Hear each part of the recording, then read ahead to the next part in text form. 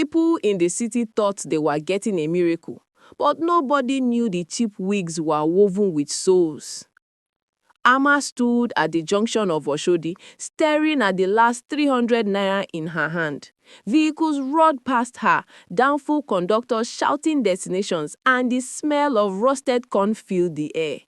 But none of that drowned the truth. She was hungry, her mother was sick, and poverty was tightening around her neck like a rope.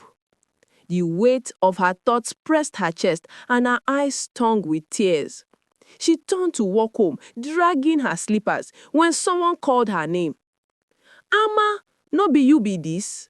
She looked up and froze. It was Ella, her old schoolmate.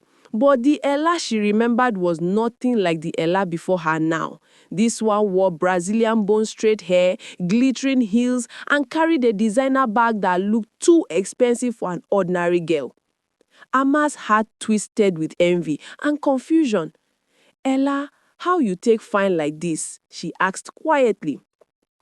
Ella smiled. "Babe, forget that thing. Money dey this life. You just never touch am." Amma swallowed. "I don't tire. Nothing dey work." Ella placed a warm hand on her shoulder. "If you really want your life to change, come meet me tonight." A shiver ran through Amma. She hesitated. "Where?" "Elegushi Beach," Ella whispered. "Midnight and no tell anybody." The words felt heavy, like a secret she was not meant to hear. Yet the thought of going home to hunger made her nod. That night, Amma walked along the quiet beach, her heart pounding. The moon reflected on the waves, turning the water silver. Ella appeared from the shadows. "You came," she said softly, almost proud. Amma couldn't speak. "Just follow me," Ella whispered. They stepped into the water. Amma gasped. It felt warm, almost alive. Before she could react, something pulled them downward, not drowning, sinking. Yet she could breathe. Her eyes widened as they entered a glowing underwater palace, walls made of blue light that pulsed like a heartbeat. At the center sat a woman with shimmering scales and cold, beautiful eyes, the Siren Queen. Amma's legs trembled. She wanted to run, but her body refused. The queen smiled with a voice that echoed like waves. "Amma, child of poverty, do you desire wealth?" Amma could barely speak. "Yes." "Then hear your covenant." Her voice shook the water. "I will weave demons into wigs of great beauty. Sell them cheaply, and they will rush to you, but their souls will belong to me."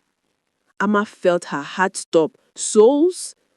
Ella squeezed her hand. "It's nothing. All of us here are blessed." The queen touched Amma's ear, marking her. The burning was unbearable. Amma screamed. When she opened her eyes, she was back on the beach, soaked and panting.